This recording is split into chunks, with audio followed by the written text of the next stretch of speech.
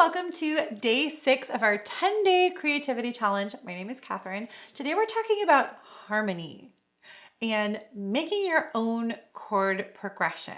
So harmony is essentially the chords that make up a song. So we spend a lot of time learning songs, learning the chords, learning the melody, but I'm going to invite you in this challenge to make your own chord progression to play on your instrument.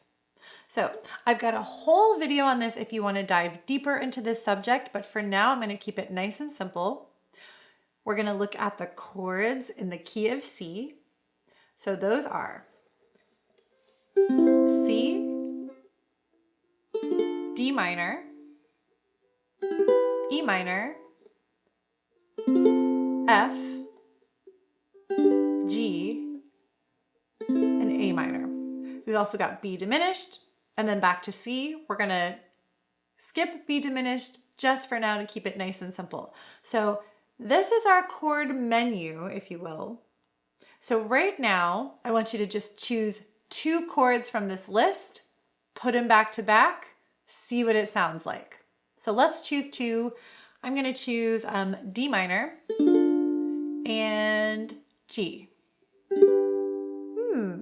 That's my chord progression. Let's try it out. I'm gonna do 4 counts on each one. 1, 2, 3, 4. 2, 3, 4. 2, 3, 4.